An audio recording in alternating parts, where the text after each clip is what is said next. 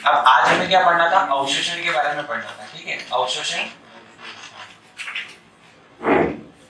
तथा स्वांगीकरण वाला जो पार्ट था वो पढ़ना है, ठीक है।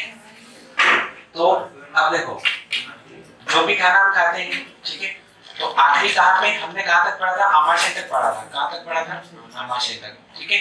उसके बाद खाना कहाँ एंटर करेगा, तो उसके बाद खाना जैसे पहले बता देता हूँ तुम्हें बड़ा डायग्राम। जैसे मान लो ये आपका लीवर हो गया, ठीक है, लीवर, यहाँ पे आपका पेट हो गया, ठीक है, आमाशय, और यहाँ पे मान लो अग्नाशय हो गया, अग्नाशय, ठीक है, और यहाँ पे जो आंत होगी ये रहेगी, ठीक है, ठीक है। अब क्या होगा कि इस लीवर से एक नली जुड़ी होती है जिसका नाम है पित्त नली। क्या नाम है, पित्त नली। तो जो लीवर में जो जूस बनता था उसका नाम क्या था, यकृत में पित्त रस। तो ये जो पित्त रस है इस पित्त नली के द्वारा किसमें एंटर करेगा, छोटी आंत में एंटर करेगा। किसमें एंटर करेगा, छोटी आंत में। और ये जो अग्नाशय नली है इससे भी जो अग्नाशय रस निकलता है, ठीक है, तो ये अग्नाशय रस फाइनल में कहाँ चला जाता है, छोटी आंत में चला जाता है। तो पित्त रस और अग्नाशय रस दोनों किससे जुड़े होते हैं, अग्नाशय नली के द्वारा।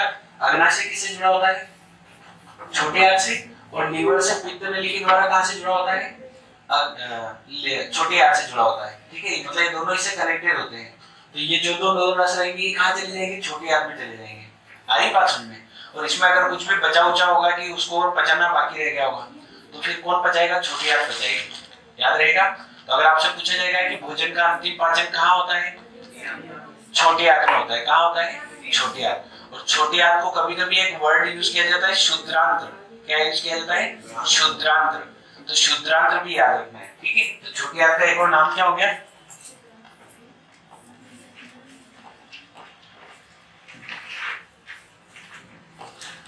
छोटी आंत का एक और नाम क्या हो गया, छोटी आंत, शुद्रांत्र, शुद्रांत्र, याद रहेगा कि नहीं, ठीक है। छोटी आंत का काम क्या है, इसकी जो भी लंबाई तो मैंने पहले लिखा ही रखी है, ठीक है। तो छोटी आंत का मैंने अभी जस्ट आपको एक पॉइंट बताया। क्या पॉइंट बताया, कि इसमें भोजन का अंतिम पाचन होता है। तो ये हमें याद रखना है, भोजन का अंतिम पाचन होता है, अंतिम पाचन, याद हो जाएगा, कोई दिक्कत, क्लियर है, ठीक है। अब इसमें किस किस का पाचन होता है, तो पाचन दो जगह होता है, सॉरी अवशोषण दो जगह से होता है। तो छोटी आंत से होता है, एक बड़ी आंत से होता है, ठीक है। तो कुछ चीजें ऐसी है जो बड़ी आंत अवशोषण करती है, कुछ चीजें ऐसी है जो छोटी आंत अवशोषण करती है। पर लगभग 90% जो अवशोषण होगा वो छोटी आंत से होगा। लगभग 90% जो खाने का जो भी आप खाओगे उसका अवशोषण कहाँ से होगा, छोटी आंत से होगा। कुछ छोटी छोटी चीजें रहती है जो बड़ी आंत अवशोषित करती है, ठीक है। तो हमें ये भी याद रखना है। तो अवशोषण कहाँ कहाँ से होगा, एक तो छोटी आंत से और एक बड़ी आंत से, ठीक है।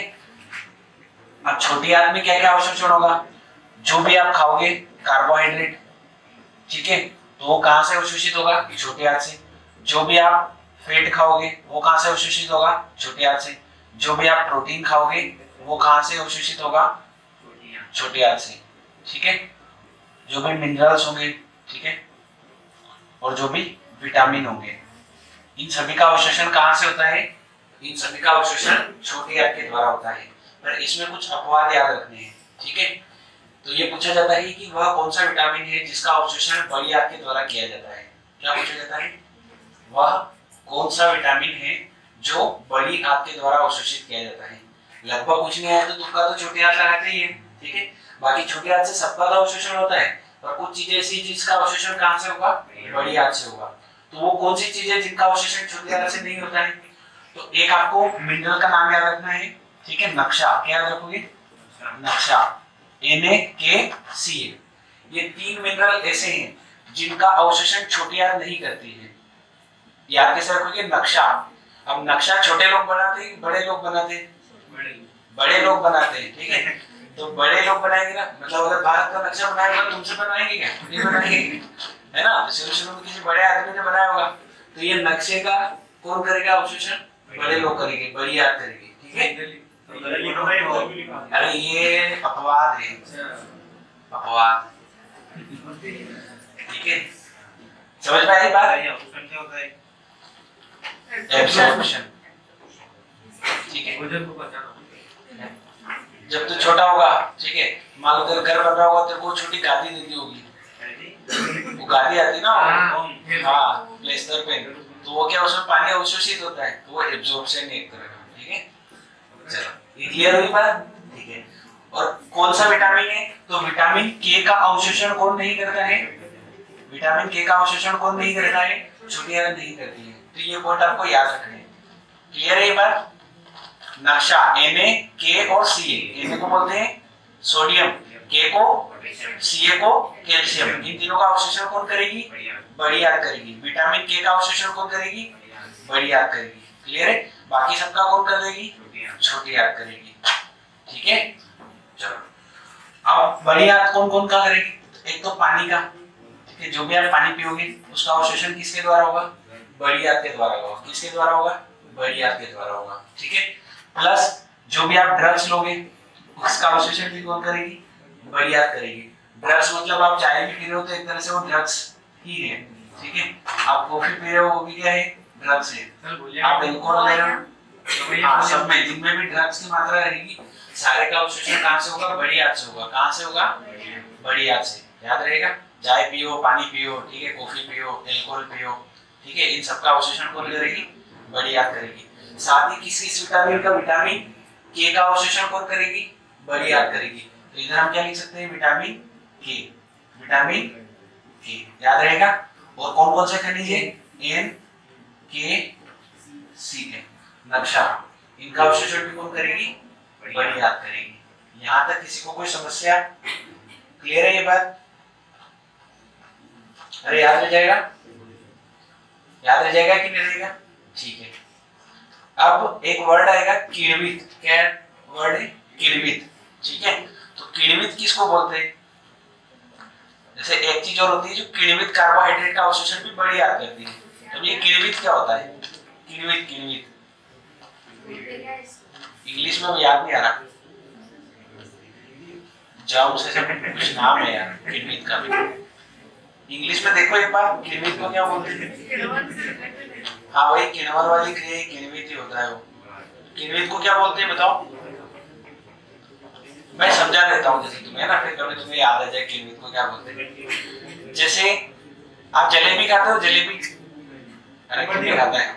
देखी तो ये जलेबी, हाँ, तो जलेबी कैसे बनती है? मैदे से। तो मैदे को सड़ाने के बाद बनाते हैं, तो जो भी सड़ा हुआ भोजन रहता है ना उसको किण्वित बोलते हैं। क्या बोलते हैं? किण्वित।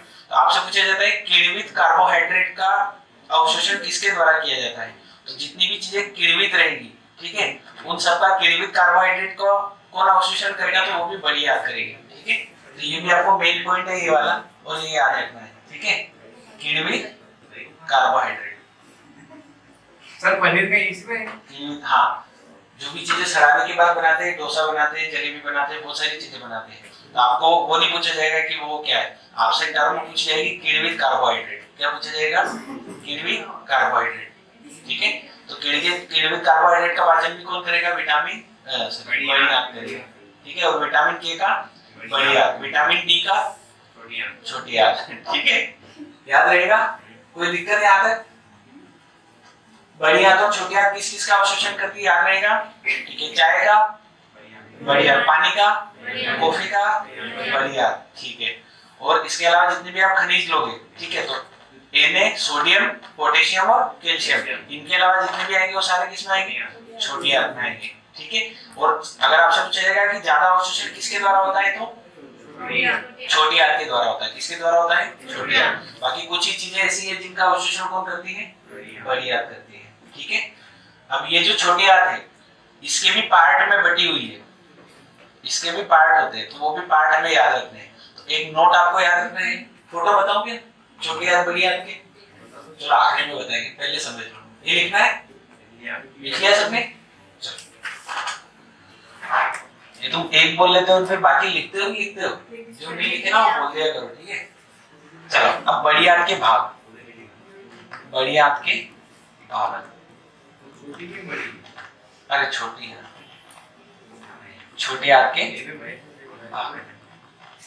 ठीक है। छोटी है। तो ये जो छोटी आंत है ये 3 हिस्सों में बटी होती है। कितने हिस्सों में बटी होती है?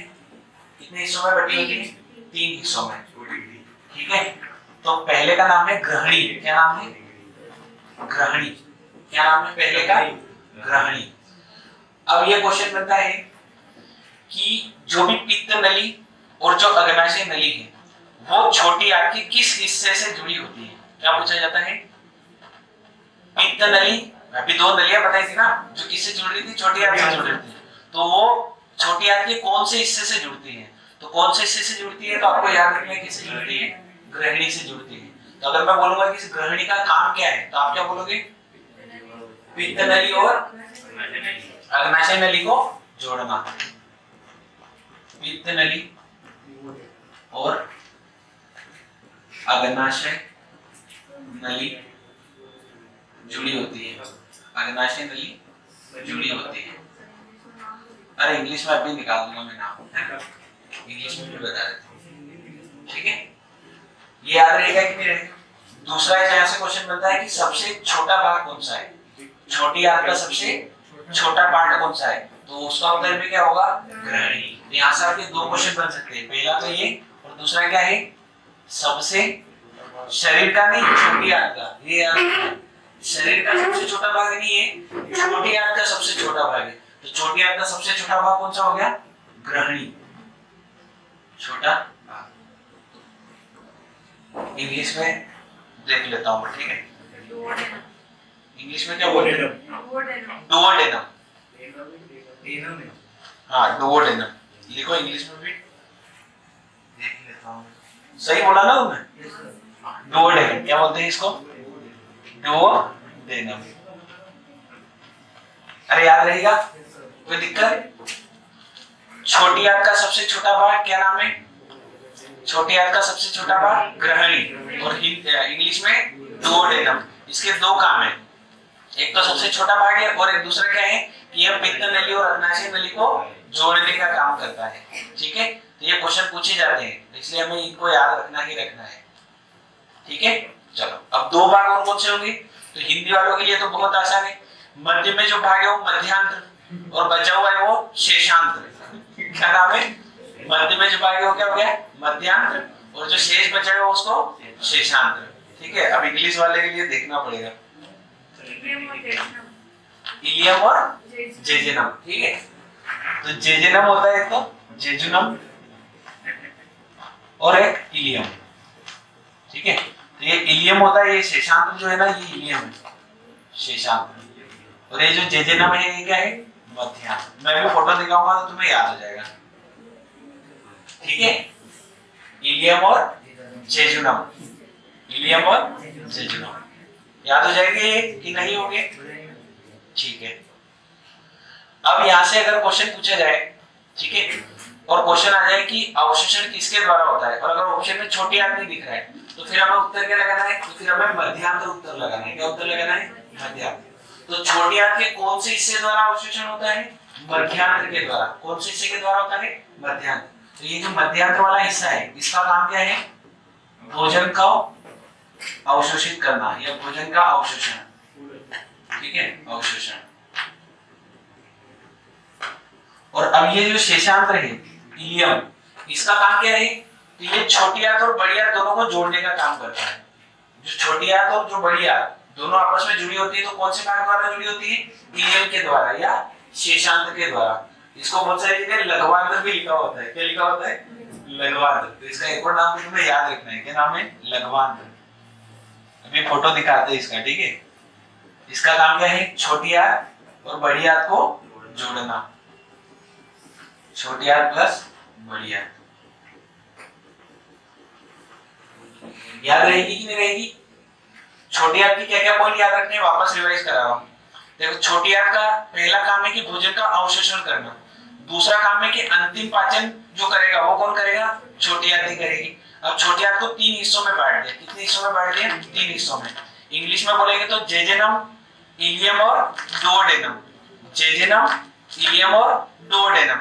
डुओडेनम क्या है? तो ये सबसे छोटा भाग है, और ये पित्त नली और अग्नाशय नली को जोड़ने का काम करता है।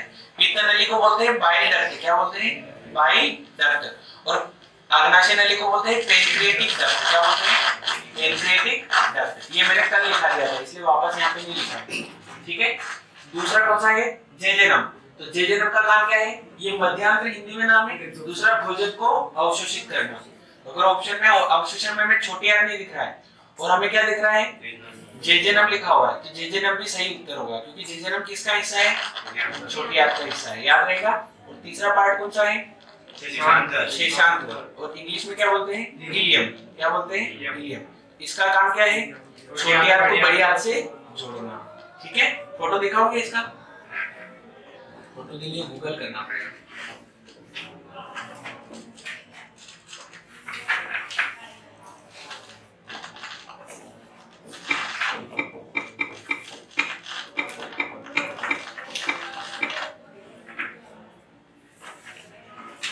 डुओडेनम, जेजेनम और इलियम, ठीक है।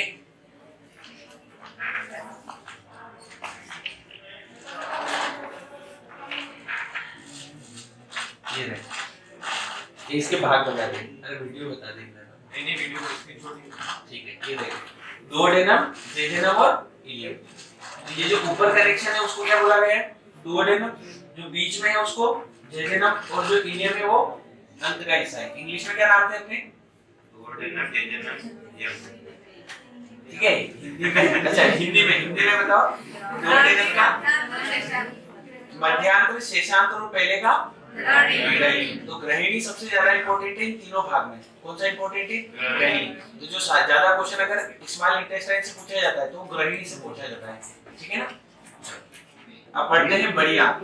बड़ी आंत के भी कुछ भाग होते होंगे कि नहीं होते होंगे? होते होंगे ना, तो वो पढ़ना है। ये लिख लिया? ठीक है। अब डालो हेडिंग बड़ी आंत। बड़ी, ठीक है। अब बड़ी आंत के कितने हिस्से हैं? तो इसके हिस्से भी ज्यादा हिस्से हैं, इसके 5 है। कितने हैं? 5, ठीक है। एक तो तुम्हें याद है, ठीक है। एक तो है अपेंडिक्स, क्या नाम है? अपेंडिक्स, ठीक है। तो ये अपेंडिक्स का कोई काम हमारी बॉडी में नहीं होता है। ये एक प्रकार का अवशेषी अंग है। कैसा अंग है? अवशेषी। अगर किसी के बॉडी में दिक्कत होने लग जाती है तो फिर उसको ऑपरेशन करा के उसको बाहर निकालना पड़ता है, ठीक है। तो इसका हमारी बॉडी में कोई भी रोल नहीं होता है, याद रखिएगा, ठीक है। अपेंडिक्स किस प्रकार का अंग है? अवशेषी अंग है। किस प्रकार का अंग है? अवशेषी, ठीक है। अब बाकी क्या होंगे बताओ? एक हाथ का याद हो तुम्हें? कुछ तो याद होंगे, कुछ भी नहीं। एक होता है रेक्टम, क्या होता है? रेक्टम। और एक होता है एनस, ठीक है। तो बहुत सारी बार इन दोनों को कॉम्बिनेशन में बोला जाता है, ठीक है। कि रेक्टम और एनस एक तरह से इन दोनों को नाम दे दिया सम्मिलित रूप से मलाशय। हिंदी में क्या बोलते हैं? मलाशय। क्या बोलते हैं?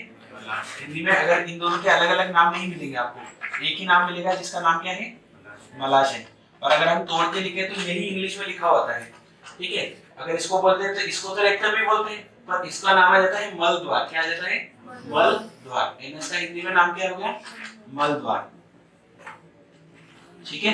अब इन दोनों में फर्क क्या है कि जो भी हमारा खाने का पाचन होगा, पाचन के बाद जो भी गंदगी बनेगी तो उस गंदगी को कोई ना कोई तो बनाने का काम करेगा। तो गंदगी को बनाने का काम कौन करता है? रेक्टम। जबकि गंदगी को शरीर से बाहर निकालने का काम कौन करता है? एनस करता है, याद रहेगा। तो इसका काम क्या है? फॉर्मेशन ऑफ वेस्टेज, ठीक है। और इसका काम क्या है? Exit of wastage. तीनों याद हुए कि नहीं हुए? अपेंडिक्स क्या काम करेगा? इसका कोई काम नहीं करेगा। रेक्टम का काम क्या है? शरीर में ठोस गंदगी का निर्माण करना, ठीक है। शरीर में ठोस गंदगी का निर्माण करना। तो ये क्वेश्चन अगर पूछा जाएगा तो आप बता सकते हो आराम से कि शरीर में ठोस गंदगी का निर्माण किससे होता है। तो अगर बड़ी आंत ऑप्शन में दिख रहा है तो बड़ी आंत है, और बड़ी आंत के अगर अंदर से क्वेश्चन पूछा गया तो उत्तर क्या होगा? रेक्टम। और शरीर की ठोस गंदगी को शरीर से बाहर निकालने का काम कौन करता है? तो एनस करता है, याद रहेगा। कोई दिक्कत यहाँ तक? ठीक है।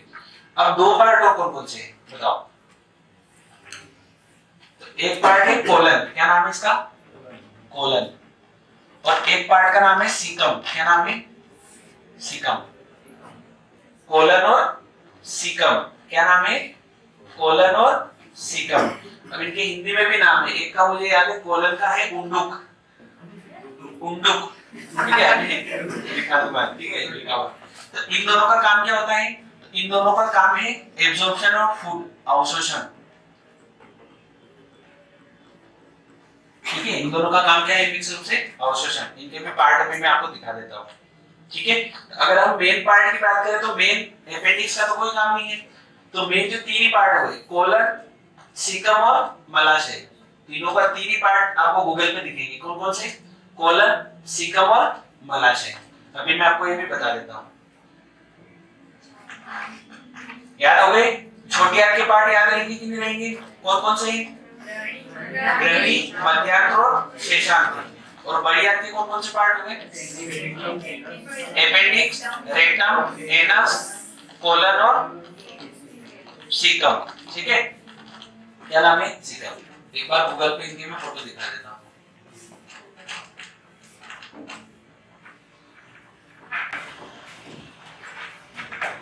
अच्छा, सैटरडे को तुम्हारी क्लास है, ठीक है। अभी मैसेज आए नहीं आए ग्रुप में? सैटरडे, संडे नहीं, संडे को मेरे घर दाल बात। सैटरडे को क्या है?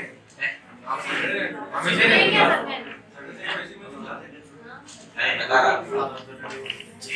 ये caecum, colon, rectum and anal canal, ठीक है। ये इनका मिक्स रूप से नाम दिया है, पर अपने को यहाँ पे क्या लिखना पड़ेगा पता है? इन हिंदी।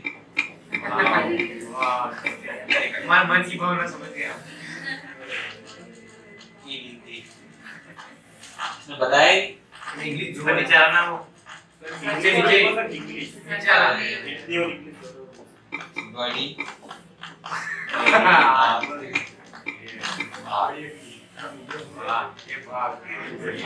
क्या है? उंडुक, सीकम का नाम है, बृहदांत्र, कोलन का नाम है और मलाशय। तीन ही भाग दिख रहे, पर इस मलाशय में दो ही चीजें आती हैं, एक तो रेक्टम और एक मलद्वार। तो रेक्टम और मलद्वार दोनों किसका हिस्सा होते हैं? मलाशय का हिस्सा होते हैं, ठीक है। याद रहेगा कि नहीं रहेगा? ठीक है, तो ये अपने को याद रखना है। उंडुक किसका नाम है? सीकम का। और बृहदांत्र किसका नाम है? कोलन का। ये मैं लिख देता हूँ। कोलन, कोलन का नाम है कोलन, ठीक है। एपेंडिक्स का नाम भी दिया है इसमें, क्योंकि उसका हमारी बॉडी में कोई रोल नहीं होता है।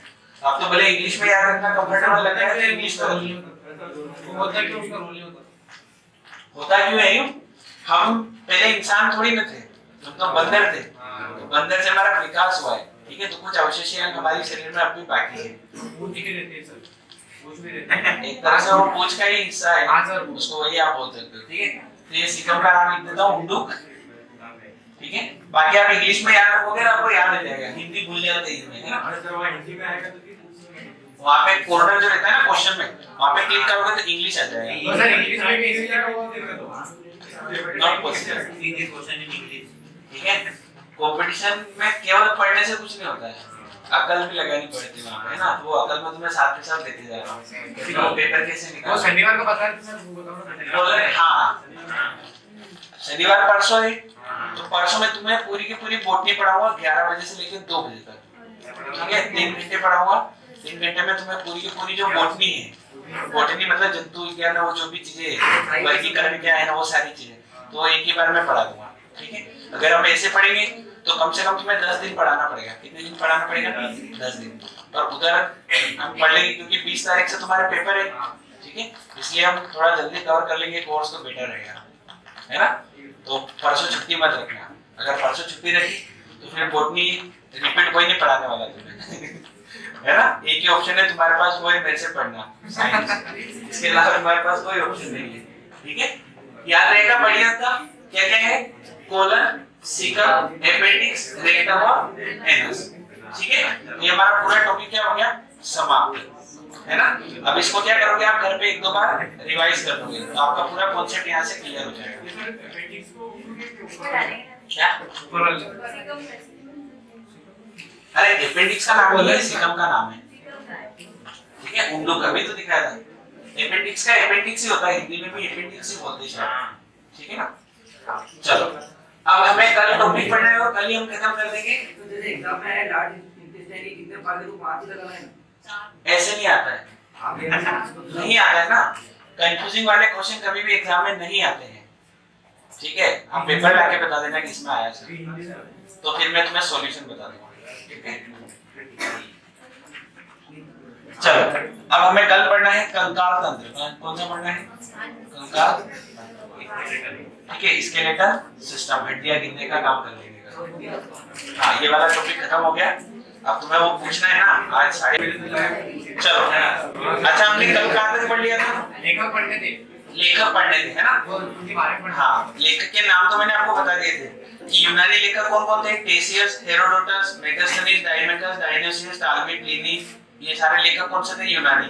फिर चीनी लेखक थे फाइया, सयुगन, हेनसांग और इत्सिंग। चार। सब याद रखना कि यूनानी वाले सब याद रखना कि हाँ, सारे याद रखना है, ठीक है, क्योंकि इसमें वैसे भी कम ही दिए हुए हैं। एक तरह से नोट्स ही है, इसमें से भी तुम छटनी करोगे तो फिर और क्या याद क्या करोगे फिर, ठीक है। अरबी लेखक ने ये सारे लिखे थे, ठीक है। चलो अब हम एक एक समझते हैं। अब आज कौन से पढ़ेंगे? यूनानी लेखक, ठीक है। अब तीन ही बातें हैं कि एक तो हमें ये पता हो कि यूनान का लेखक था, ठीक है। दूसरी बात हमें क्या पता होना चाहिए कि ये किसके दरबार में आया था, किसके दरबार में आया था। और तीसरी बात, अगर इसने कोई पुस्तक लिखी हो तो उसका नाम याद होना चाहिए। हरी बात समझ में? क्या क्या बातें याद होनी चाहिए? किसके दरबार में आया था और किसका, कौन सी इसने पुस्तक लिखी है, ठीक है। तो एक तो तुम्हें बहुत इंपॉर्टेंट है जो हेरोडोटस वाला है, तो उसका तो याद होना ही चाहिए। हेरोडोटस ने कौन सी पुस्तक लिखी थी? हिस्टोरी। हेरोडोटस हिस्टोरी कौन सी पुस्तक लिखी थी? सर दरबार है तो का। अरे दरबार कहाँ से आएगा, ठीक है, हिस्टोरी का। कलहड़ ने कौन सी लिखी थी? राजतरंगिणी, ठीक है। अब ये हेरोडोटस किसके दरबार में आया था? तो इसमें कुछ दिया हुआ है कि नहीं है? नहीं है, ठीक है। इसमें किसके दरबार में आया था ये वर्णन नहीं है, ठीक है। तो इसमें हमें क्या याद रखना है? ये टेबल छोड़ दो, ऐसे ही लिखो डायरेक्ट। टेबल में फिर आधे में दे नहीं रखा है, ठीक है। चलो अब इसको एक टर्म दिया गया है कि इसको इतिहास का पिता कहा गया है। क्या कहा गया है? इतिहास का पिता, ठीक है, या इतिहास का जनक बोलो, जो भी एक ही बात है। याद रहेगा कि नहीं रहेगा? हेरोडोटस को क्या कहा गया? इतिहास का पिता कहा गया। और हेरोडोटस ने कौन सी पुस्तक लिखी थी? हिस्टोरी का पुस्तक लिखी थी, ठीक है। अब ये जो टेसियस है, इसका तो बस नाम याद रखना है कि टेसियस कौन सा लेखक था? यूनानी लेखक था, ठीक है। आपको बस पता होना चाहिए कि टेसियस कौन सा लेखक है। टेसियस कौन सा लेखक है? यूनानी लेखक है, ये याद रखना है। क्लियर है दोनों? ठीक है। अब देखो ये जो तीन नाम है, मेगास्थनीज, डाइमेकस और डायनोसियस, क्या नाम है? मेगास्थनीज, डाइमेकस और डायनोसियस। तो इनका जो दरबार वाला सिस्टम है, किसके दरबार में आए थे? तो हाँ, वो दादा के में आए, फिर उसके बेटे ने, फिर उसके बेटे। तो ये जब हम वंश पढ़ेंगे तो वहां पे भी समझ में आ जाएगा। इसको याद भी ऐसे ही रखना है, ठीक है। बहुत सारे देश में ट्रिक भी बनाते हैं, पर ट्रिक भी छोड़ो भी, ठीक है। तो मेगास्थनीज किसके दरबार में आए थे? बहुत सारे देश में ट्रिक बनाते हैं। देश में ट्रिक बनाते हैं। मतलब आपने बोला बहुत सारे देश में ट्रिक बनाते हैं। बहुत सारे तो इसमें ट्रिक बना, ठीक है। तो देश में भी तो बने ही रहे। चलो ये याद हो जाएगा। हेरोडोटस किसके दरबार में आया था? नहीं पता, पर हेरोडोटस ने कौन सी पुस्तक लिखी? हिस्टोरी का। और कौन सा लेखक है? यूनानी लेखक है। टेसियस कौन सा लेखक है? यूनानी लेखक है, ठीक है। अब तीसरा है मेगास्थनीज। कौन सा है? मेगास्थनीज, ठीक है। इसने कौन सी पुस्तक लिखी? इंडिका। और ये किसका राजदूत था? मेगास्थनीज किसका राजदूत था? सेल्यूकस निकेटर का। ये क्वेश्चन भी पूछा गया है, ठीक है। मेगास्थनीज किसका राजदूत था? तो ये याद रखना है, किसका राजदूत था? सेल्यूकस निकेटर का। किसका राजदूत था? निकेटर का राजदूत। राजदूत पे एक गाना है बहुत अच्छा, है ना, बताओ वाला। मेगास्थनीज किसका राजदूत था? सेल्यूकस निकेटर का। मेगास्थनीज ने कौन सी पुस्तक लिखी? इंडिका पुस्तक लिखी। और ये किसके दरबार में आया था? चंद्रगुप्त मौर्य। चंद्रगुप्त मौर्य, ठीक है, इसके दरबार में आया था, याद रहेगा। ठीक है, फिर इसके बाद कौन आया? डाइमेकस। डाइमेकस। कौन आया? डाइमेकस। डाइमेकस। ठीक है, अब ये किसका राजदूत था? दिया हुआ है क्या? डाइमेकस अंतियोकस का राजदूत था। ठीक है, तो डाइमेकस किसका राजदूत था? अंतियोकस का। ठीक है, और इसने कौन सी पुस्तक लिखी? तो पुस्तक का नाम तो नहीं दिया शायद। ठीक है, बाकी किसके दरबार में आया था? बिंदुसार के दरबार में आया था। किसके दरबार में आया था? बिंदुसार के दरबार में। और तीसरा कौन सा है? सॉरी, पांचवा डायनोसियस। क्या नाम है? डायनोसियस। ठीक है, और ये किसका राजदूत था? टालमी का। ठीक है, और इसके बाद एक टालमी आ गया था बेचारा, टोलमी का राजदूत था। ठीक है, और ये किसके दरबार में आया था? अशोक के। किसके दरबार में आया था? अशोक के। तो पुस्तकें तो इसमें ज्यादा नहीं है। पुस्तक तो देखो, एक है हेरोडोटस की हिस्टोरी का, ठीक, दूसरी मेगास्थनीज की इंडिका, और तीसरी टालमी की भारत का भूगोल, और चौथी है नेचुरल हिस्ट्री। किसकी है? प्लिनी की। तो चार ही पुस्तकें, पुस्तकें ज्यादा नहीं है। ठीक है ना, ये याद हो जाएंगे कि नहीं हो जाएंगे? मेगास्थनीज किसका राजदूत था? सेल्यूकस निकेटर का। डाइमेकस किसका राजदूत था? अंतियोकस का। ठीक है, इसमें भी कस, इसमें भी कस, दोनों याद हो जाएंगे। ठीक है, डाइमेकस अंतियोकस, डाइमेकस अंतियोकस, और डायनोसियस टालमी का। ठीक है, डायनासोर ऐसे लंबे लंबे रहते हैं ना, टाल, टाल मतलब लंबा, तो डायनासोर किसका राजदूत था? टोलमी का। क्लियर है? ठीक है, मेगास्थनीज ने कौन सी पुस्तक लिखी?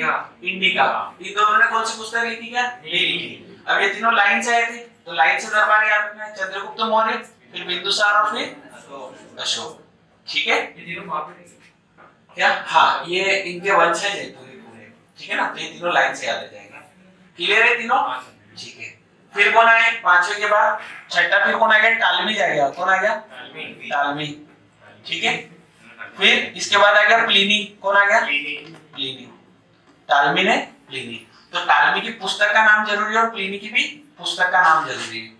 ठीक है, तो टालमी ने कौन सी पुस्तक लिखी थी? भारत का भूगोल। कौन सी पुस्तक लिखी? भारत का भूगोल। और प्लिनी ने कौन सी लिखी? Natural history. कौन सी पुस्तक लिखी? Natural history. याद हो जाएगी? ठीक है, फिर आखिरी में एक अज्ञात पुस्तक है। ठीक है, अज्ञात पुस्तक जिसमें किसका वर्णन है? भारत के बंदरगाहों का। किसका वर्णन है? भारत के बंदरगाहों का वर्णन है। ठीक है, और उसका नाम याद रखना है, पेरिप्लस। पेरिप्लस ही याद रख लेना। ठीक है, बाकी पूरा याद रह जाएगा। याद रख लोगे? ठीक है, टालमी ने कौन सी पुस्तक लिखी? भारत का भूगोल। और प्लिनी ने कौन सी लिखी? Natural history. ठीक है, ठीक है, ये वाली पहली टेबल अपनी कंप्लीट हो गई। याद कर लोगे इसको? ठीक है, अच्छा, डायनोसियस भी किसी का राजदूत था, फिलेडेल्फस का। ये तो तुमने बताया ही नहीं। अच्छा, उसका पूरा नाम ऐसे है क्या? ठीक है, याद हो जाएंगे। चलो एक बार पूछ लो। ठीक है, टेसियस कौन सा लेखक है? अरबी, यूनानी, फारसी? यूनानी लेखक है। ठीक है, हिस्टोरी का पुस्तक किसके द्वारा लिखी गई? हेरोडोटस के द्वारा। ठीक है, अशोक के राज दरबार में कौन सा यूनानी लेखक आया था? डायनोसियस। ठीक है, किसका राजदूत था? किसका था? टालमी का। टालमी ने कौन सी पुस्तक लिखी? भारत का भूगोल। नेचुरल हिस्ट्री किसके द्वारा लिखी गई? प्लिनी के द्वारा। बिंदुसार के दरबार में कौन सा यूनानी लेखक आया था? ठीक है, और उसके अशोक के दरबार में और बिंदुसार और चंद्रगुप्त मौर्य के दरबार में मेगास्थनीज आया था। मेगास्थनीज किसका राजदूत था? सेल्यूकस निकेटर का। क्लियर है? ठीक है, अब फिर कौन सा है? चाइना के लेखक आए। कहाँ क्या है? चाइना, चीनी लेखक। ठीक है, एक तो तुम्हारे जो लुसेंट की विविध है उसमें भी दिया हुआ है कि ये भारत आने वाला प्रथम चीनी यात्री। तो कौन है? फायर। कौन है? ठीक है ना, वो रूसी प्रधानमंत्री है। मैंने याद तो कर रखी है। तो पहला कौन है? फायर। कौन है? फायर। और फाइयान का पहला पॉइंट तो याद रखना है कि प्रथम चीनी यात्री है जो भारत आया था। क्या याद रखना है? प्रथम चीनी यात्री है जो भारत आया था, याद रहेगा। ठीक है, अब फाइयान का ये किसके दरबार में आया था? तो ये चंद्रगुप्त द्वितीय के दरबार में आया था। किसके दरबार में आया था? चंद्रगुप्त द्वितीय, और ऊपर वाला चंद्रगुप्त मौर्य के। ठीक है, इसमें कंफ्यूज नहीं होना है। चंद्रगुप्त द्वितीय के दरबार में आया था, याद हो जाएगा। फाइयान कौन सा लेखक था? चीनी लेखक था। तो भारत आने वाला प्रथम चीनी यात्री भी कौन था? फाइयान था। ये किसके दरबार में आया था? चंद्रगुप्त द्वितीय के दरबार में आया था। ठीक है, विवरण में इसने मध्य प्रदेश के बारे में बताया था। ठीक है, तो एमपी के बारे में बताने वाला भी यही था शुरू में। ठीक है, याद हो जाएगा ये। वो मालवा की दरबार, हाँ, यही वाली शहर को बताया, इसमें वो पॉइंट में लिख लो, एमपी के बारे में बताया। ठीक है, मध्य प्रदेश के बारे में इसने बताया था। फिर दूसरा लेखक कौन है? संयुगर। कौन है? संयुगर। तो बस इसका ये याद रखना है कि ये चीनी यात्री था जो भारत आया था। टेसियस जैसे याद रखना है। टेसियस कौन सा लेखक था? यूनानी लेखक था जो भारत आया था। जैसे ये कौन है? संयुगर कौन है? भारत आने वाला चीनी यात्री था। ठीक है ना। तो अगर कभी क्वेश्चन यहाँ से कैसे पूछता है, अगर संयुगन से क्वेश्चन बनाना हो तो वो ऐसे बनाता है कि हाँ, निम्नलिखित में से कौन सा चीनी यात्री है जो भारत आया था। ठीक है, तो 2-3 यूनानी दे दे, एक अरबी दे दे और एक अपने को चीनी देते हैं, तो नाम याद होना चाहिए। ठीक है, चलो फिर तीसरा कौन है? हेनसान। कौन है? हेनसान। तो एक तो इसका और एक इत्सिंग का, इनका तो बस नाम याद रख लेना, हाँ, कि ये चीनी यात्री थे। ठीक है, फिर जो चौथा है वो कौन है? हेनसान। हेनसान। इसकी पुस्तक का नाम जरूरी है, क्या नाम है? सीयू की। क्या नाम है? सीयू की। और इसमें 138 देशों का वर्णन है। कितने देशों का? 138 देशों का वर्णन है, याद रहेगा। और जब ये आया था तो इसने रिसर्च करी थी किसके ऊपर? नालंदा विश्वविद्यालय के ऊपर। और उस टाइम पे यहाँ के जो आचार्य थे वो कौन थे? शीलभद्र थे। कौन थे? शीलभद्र आचार्य थे। क्लियर है? तो चीनी यात्री के ये बस इतना सा अपने को याद रखना है और रीडिंग इससे लगानी है डेली। चीनी यात्रियों कौन कौन से? फाइयान, इत्सिंग, संयुगन और हेनसान, याद रहेंगे। जिसमें संयुगन और इत्सिंग का नाम पता होना चाहिए। ठीक, बाकी फाइयान की पता होना चाहिए कि कौन से के दरबार में आया था। किसके? चंद्रगुप्त द्वितीय के दरबार में आया था और एमपी के बारे में इसने बताया था। ठीक है, जबकि हेनसान ने कौन सी पुस्तक लिखी थी? सीयू की, जिसमें कितने देशों का वर्णन है? 138 देशों का वर्णन है। और जब ये भारत में आया था तब यहाँ के आचार्य कौन थे? शीलभद्र थे। और ये हर्षवर्धन के काल में आया था। किसके काल में आया था? हर्षवर्धन के काल में। ठीक है, हर्षवर्धन के दरबार में। क्लियर है दोनों? चीनी यात्री और यूनानी यात्री याद हो जाएंगे। ठीक है, चलो अब तीसरे नंबर पे कौन है? अरबी। कौन है? अरबी।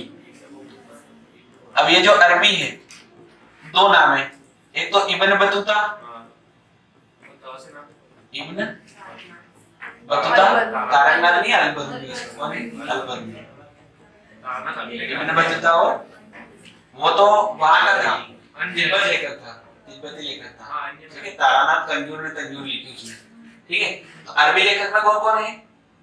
इब्न बतूता और अल-बरूनी। तो ये जो अल-बरूनी है, ये मोहम्मद गजनवी के इसमें आया था। कब आया था? मोहम्मद गजनवी के साथ में भारत आया था। और इसकी दो किताबें जो आज भी मतलब यूजफुल होती है कि भाई कुछ भी पुरानी जानकारी चाहिए तो कौन सी? किताबुल हिंद और तहकीके हिंद। हाँ, वो एक ही नाम है पर वो दो नाम, कभी ये पूछ ले कभी वो पूछ ले, तो याद होना चाहिए। कौन सी है? भारत की खोज, किताबुल हिंद या तहकीके हिंद। ठीक है, तो अल-बरूनी की दो पुस्तकें याद रखनी है। कौन सी है? कौन सी है? किताबुल हिंद। ठीक है, या इसका ही नाम है तहकीक वाला। ठीक है, जिसका अगर अपने इसमें मतलब निकाले तो भारत की खोज निकलता है। क्या निकलता है? भारत की खोज।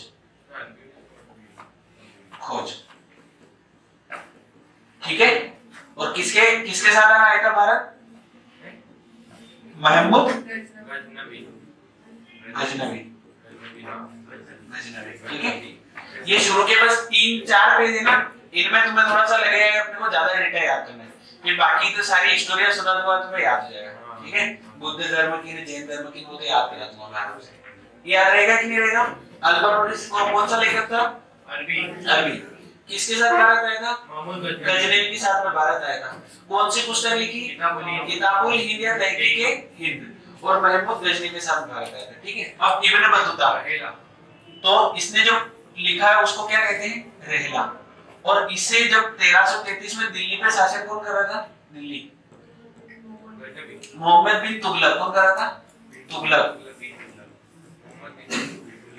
ठीक है, मोहम्मद बिन तुगलक। तो इसने इसको क्या है कि यहाँ पे बिल्कुल काजी बना दिया था। काजी एक पोस्ट होती है उनकी, तो उसमें नियुक्त कर दिया था, ठीक है, कि भाई ये इतना विद्वान है तो इसको अपने यहाँ रख लेते हैं, ठीक है। तो अगर पूछा जाए कि वह मोहम्मद गजनवी ने किस लेखक को या किस अरबी लेखक को अपने यहाँ पे काजी, उसकी विद्वानता से प्रसन्न होकर काजी बना दिया था, तो कौन है? Ibn Battuta. याद रहेगा? मोहम्मद गजनवी के तुगलक, अरे तुगलक ने बना दिया था, ठीक है। दो लेखक याद रखने, कौन से? अरबी, इब्न बतूता और अल-बरूनी। अल-बरूनी की पुस्तक का नाम किताबुल हिंद और तहकीक हिंद। किसके साथ भारत आया था? गजनवी के साथ में। और इब्न बतूता, इसने जो लिखा उसको क्या कहते हैं? रहला। और जब ये आया था भारत, तब कौन था यहाँ पे?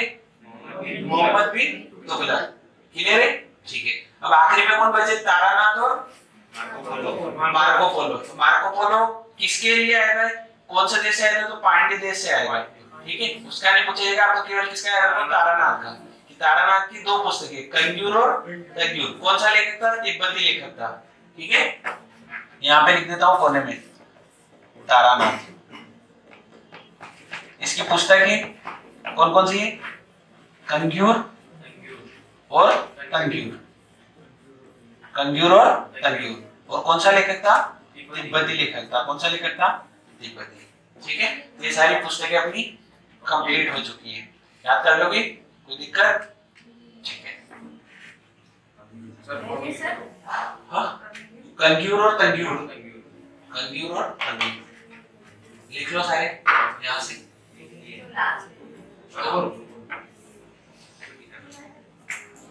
ठीक है क्या? पलटाओ।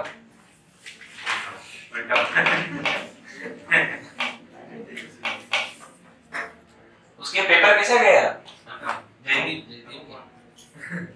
अच्छा, आज अभी दे रहा होगा पेपर। नहीं जाओ बाहर आके बैठे, ये देख रहा हूँ। सर पलटाओ।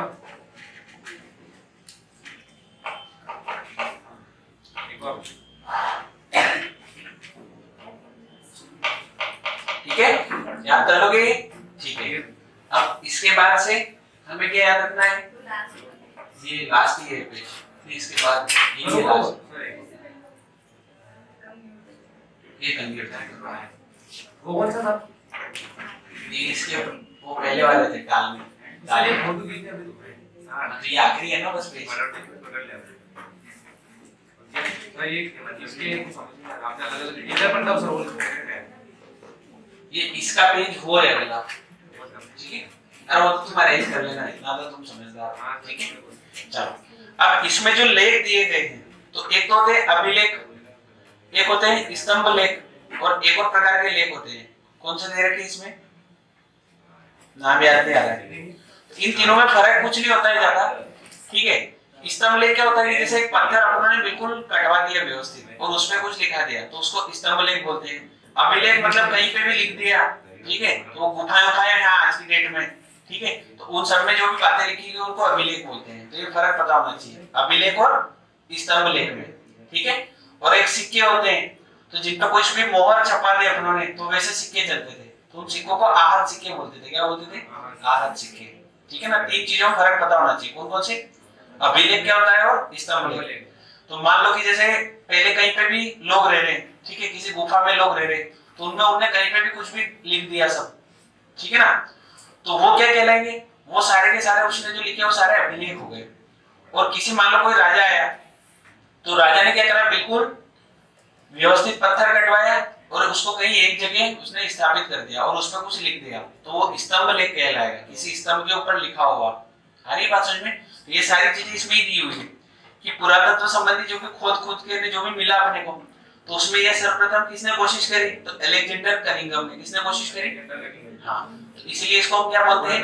पुरातत्व शास्त्र का जनक। ये याद रखना है। तो पुरातत्व शास्त्र का जनक कौन कहा गया है? Alexander Cunningham. ठीक है। हिस्ट्री के पिता कौन है? हेरोडोटस। कौन सी पुस्तक लिखी? हिस्टोरिकल पुस्तक लिखी। ठीक। अब यहाँ पे जितनी जानकारी दे रखी है तो इनके याद रखने क्या रखने हैं कि ये जो अभिलेख है किसकी जानकारी देता है और कहां से अपने को मिला है। ठीक है। जैसे भारतवर्ष, तो भारतवर्ष सबसे पहले अपने को कहां लिखा हुआ मिला? हाथी गुम्फा अभिलेख में। कहां मिला? तो ये याद रखना है कि भारतवर्ष का जिक्र कहां था? हाथी गुम्फा अभिलेख में था। ठीक है।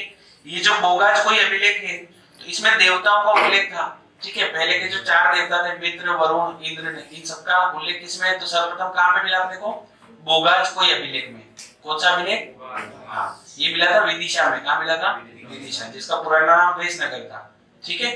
फिर इसमें दे रखा है कि दुर्भिक्ष की जानकारी देने वाला प्रथम अभिलेख कौन सा था? तो सोगरा अभिलेख। कौन सा अभिलेख है? सोगरा। दुर्भिक्ष क्या होता है? तो इसमें लिख रखा है बिल्कुल स्पष्ट कि इस अभिलेख में संकट काल में उपयोग हेतु खाद्यान्न सुरक्षित रखने का भी उल्लेख है। जो आज की डेट में अपने वो आपातकालीन सुविधा ना होगी ना, उस टाइप की वो दुर्भिक्ष की जानकारी है। जैसे मान लो अकाल आ जाए भारत में, ठीक है, तो कहीं ना कहीं तो रखा होगा ना खाने पीने का अपने लिए, तो वो स्टोर करके गवर्नमेंट भी रखती है आज की डेट में। ठीक है, कि इतने साल तक अगर बिल्कुल अनाज भी पैदा नहीं हो भारत में तो इतने साल तक हम जीविका चला सकते हैं भारत के लोगों की, तो उसको ही बोलते हैं एक तरह से दुर्भिक्ष। ठीक है। फिर खून आक्रमण की जानकारी कौन से में है? तो भीतरी अभिलेख में। किसमें है? भीतरी स्तंभ लेख में। सती प्रथा का उल्लेख कौन से में है? तो एरण अभिलेख में।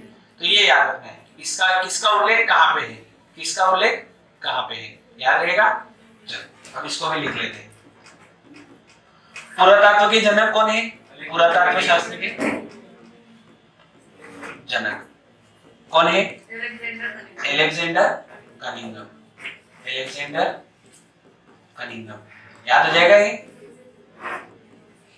ठीक है। पहले अपन जो मेन है, अगर बिल्कुल इंपॉर्टेंट याद करने तो बिल्कुल ये टेबल में दे रखा है उस टाइम पे शासक कौन थे, वही रट लो। ठीक है। और थोड़ा डीप में पढ़ोगे तो थोड़ा ठीक रहेगा तुम्हारे लिए। चलो अब पहला जो है वो बोगाज कोई अभिलेख। कौन सा है? बोगाज कोई। ये कहां से मिला अपने को? विदिशा से। कहां से मिला? विदिशा, वेशनगर। ठीक है। इसमें किसका उल्लेख है? देवता का। कौन कौन से देवता है बताओ? मित्र, वरुण, इंद्र और अश्विनी कुमार। इसका एक और नाम दे रखा होगा। हाँ, नासत्य। ठीक है। मित्र, वरुण, इंद्र और नासत्य। मित्र, वरुण, इंद्र और नासत्य। तो इतना याद होना चाहिए कि देवता का उल्लेख किसमें है? बोगाज कोई अभिलेख में। किसमें है? जो कहां पे था? वेशनगर में था। कहां पे था? वेशनगर में। ठीक है। फिर दूसरा जो अपना हाथी गुम्फा अभिलेख है। कौन सा अभिलेख है? हाथी गुम्फा। क्या लिखा? गुफा। ठीक है। हाथी गुफा अभिलेख में किसका वर्णन है? भारतवर्ष का। याद रहेंगे दोनों। भारतवर्ष का उल्लेख किस अभिलेख के द्वारा मिलता है? हाथी गुफा अभिलेख के द्वारा। ठीक है। अब तीसरा है भीतरी। ये स्तंभ लेख है। कौन सा है? स्तंभ लेख। ठीक है। इसमें किसकी जानकारी मिली हमें? अभी बताया था मैंने। बताओ क्या? इसमें किसकी जानकारी मिली थी? दुर्भिक्ष की जानकारी। तीनों याद हो जाएंगी कि नहीं हो जाएंगी? बोगाज को अभिलेख से क्या प्राप्त हुआ? चारों देवताओं का वर्णन। भारतवर्ष का जिक्र कौन से अभिलेख में? हाथी गुम्फा अभिलेख में। भीतरी स्तंभ लेख में क्या है? दुर्भिक्ष की जानकारी है। तीनों पॉइंट याद हो जाएंगे। अरे हाँ, सॉरी किसने बोला था ये? ठीक है। तीनों याद कर लोगे। भीतरी, खून। ठीक है। मान लो कोई कोई घर के अंदर भीतर अंदर बैठा हो तो उसको मुड़ा मुड़ा के मुड़े देगा, ठीक है, उसको मुड़ाएगा नहीं, ठीक है। तो भीतरी से क्या रहेगा, जो कंफ्यूजन करे उसकी ट्रिक बना दो, सीधा सीधा उपाय है। जो चीज आपको कंफ्यूज करे उसकी ट्रिक बना लो। चलो हाथी गुप्पा का तो याद नहीं है, ऐसी ट्रिक मिलती नहीं हमें। सुबह सुबह ना मेडिटेशन किया करो तो ऑटोमेटिक ट्रिक आएगी तुम्हारे मन में, ठीक है। जैसे पहले तो वो लूसेंट घूम गई मेरे पास, उसमें पूरी जो 46 टेबल है, जितनी भी टेबल है लूसेंट की, हर एक वर्ड की मेरे पास ट्रिक थी। हाँ, मतलब कालू सर ने हमने दोनों बैठ के एक कोई टेबल का ऐसा पॉइंट नहीं जिसकी ट्रिक नहीं हो, ये बिल्कुल कंठस्थ करा देते थे। पर वो घूम गई में समय हो गया उस चीज को, इसलिए अब नहीं है। अब कौन बनाए, इतना टाइम नहीं। यहाँ से जाने के बाद मेरे को वो पढ़ना पड़ता है, कोडिंग का पढ़ना पड़ता है, ठीक है। ये तो ऑप्शनल है, कंपटीशन मेरे लिए ऑप्शनल पार्ट है ना, तो यहाँ जाना है ना कुछ। हाँ, ये जो पढ़ रखा हूँ बस पढ़ा रहा हूँ मैं तुम्हें, बाकी इनसे मेरे को कोई लेना देना नहीं है, ठीक है। याद हो जाएंगे तीनों। देखो ये जो अलेक्जेंडर कनिंघम है ना, इसने शुरू में स्टार्टिंग करी होगी भाई मुझे ये चीजें खोजनी है, ठीक। इसने दिमाग तो लगाया होगा, तो इसने लगाया, तो इसलिए इसको क्या बोलते हैं, तू पिता, ठीक। फिर अब ये कौन कौन से खोजे वो बता दिए। तो बोगाज कोई अपने को मिला, तो वहां पे कुछ ना कुछ लिखा हुआ मिला होगा, तो उसमें इन देवताओं का नाम लिख के मिल गया अपने को। तो हमने बोल दिया कि भाई बोगाज कोई में क्या मिला, ये देवताओं के नाम मिल गए, मित्र, वरुण, इंद्र और नासत्य। फिर अपनों ने भीतरी स्तंभ मिला, ठीक है, तो उसमें क्या मिल गया अपने को, उन आक्रमण की जानकारी लिखी हुई थी उसमें पूरी, तो वो मिल गई। हाथी गुम्फा में क्या मिला, तो भारद्वाज। अब मान लो कि जैसे ये भीतरी स्तंभ किसी राजा ने बनाया होगा, तो अब उसने कोई युद्ध लड़ा होगा, तो उसको लगा कि यार ये युद्ध तो अच्छा हुआ, तो इसको मैं उसने लिख के रख दिया, ठीक है, कि आने वाली पीढ़ियां मेरी पढ़ेगी, इस टाइप से हम पढ़ ही रहे, ये चीज हो गई, ठीक है। चलो अब बताओ सोगोरा अभिलेख में क्या लिखा हुआ है, सोगोरा अभिलेख, इसमें किसकी जानकारी है, दुर्भिक्ष की जानकारी है। किसकी जानकारी है, दुर्भिक्ष की, ठीक है। बताओ मंदसौर अभिलेख में क्या है,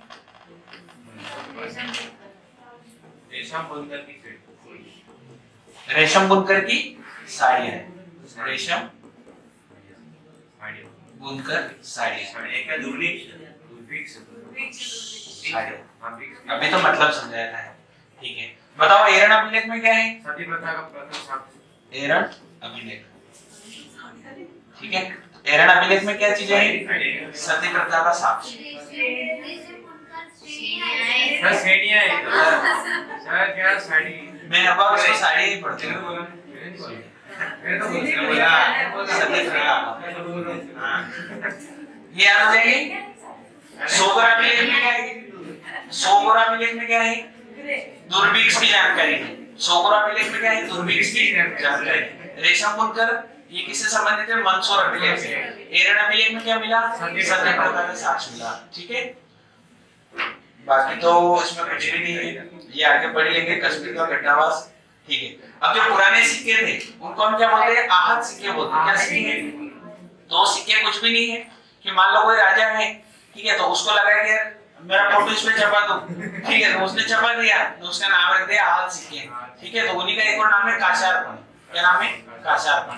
तो जो पुराने सिक्के हैं उनको क्या बोला जाता है, आहत सिक्के बोला जाता है। क्या बोला जाता है, आहत सिक्के। याद कर लोगे, कोई दिक्कत, ठीक है।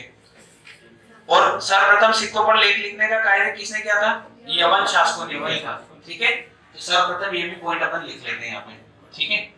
तो यवन शासकों ने क्या किया था, यवन शासकों ने सबसे पहले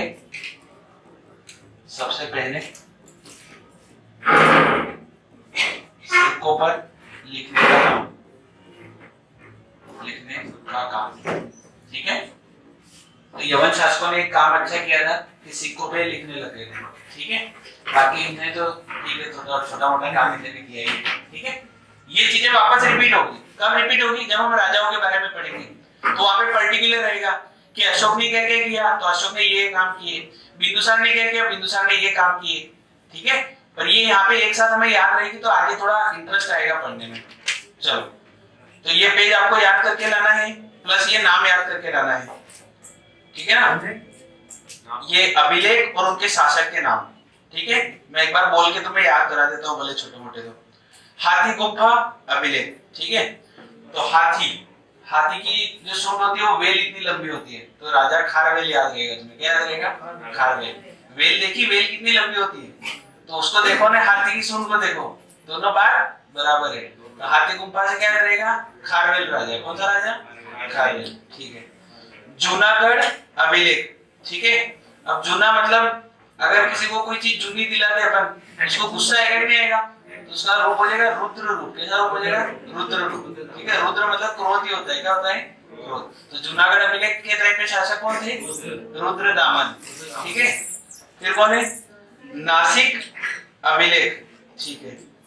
नासिक अभिलेख, इसका कैसे याद रखोगे? गौतमी बलश्री, ठीक है, ये याद रख लेना, ठीक है। प्रयाग स्तंभ अभिलेख कौन है? समुद्रगुप्त, ठीक है। प्रलय प्रलय आता है तो समुद्र में आता है, ये याद रख लेना, प्रयाग से समुद्र। ऐहोल अभिलेख, ठीक है। अगला है मंदसौर अभिलेख, यशोवर्मन। ग्वालियर अभिलेख, नरेश भोज। 2-3 बार ऐसे पढ़ना, तुम्हें याद हो जाएगा, ठीक है ना। 1-2 की ट्रिकें बना लो, 1-2 याद कर लो, तुम्हारी इच्छा है वो तो, ठीक है। बाकी टेबल तो नहीं भी लिखो तो चलेगा, बाकी चीजें लिखनी है अपने को, ठीक है ना। बोलो एक बार। हाथी गुम्फा अभिलेख, खारवेल राजा। कौन सा राजा है? खारवेल राजा। रुद्र दामन, जूनागढ़ अभिलेख। नासिक अभिलेख, बलश्री, ठीक है। सुबह सुबह नाक से अपन बल लगाते हैं, ठीक है। नासिक अभिलेख, बलश्री याद हो जाएगा। प्रयाग अभिलेख, प्रलय कहाँ आता है? समुद्र में, तो समुद्र, ठीक है। ऐहोल अभिलेख, पुलकेशिन। कौन है? पुलकेशिन द्वितीय। ऐहोल अभिलेख, पुलकेशिन द्वितीय। मंदसौर अभिलेख, मालवा नरेश यशोवर्मन। मंदसौर अभिलेख, मालवा नरेश यशोवर्मन, ठीक है। ग्वालियर अभिलेख, नरेश भोज। ग्वालियर अभिलेख भोज, प्रतिहार नरेश भोज। बीदरी और जूनागढ़ अभिलेख स्कंदगुप्त, ठीक है। बीदरी और जूनागढ़ अभिलेख स्कंदगुप्त, ठीक है। देवपाड़ा अभिलेख विजय सेन, बंगाल शासक विजय सेन। देवपाड़ा अभिलेख विजय सेन।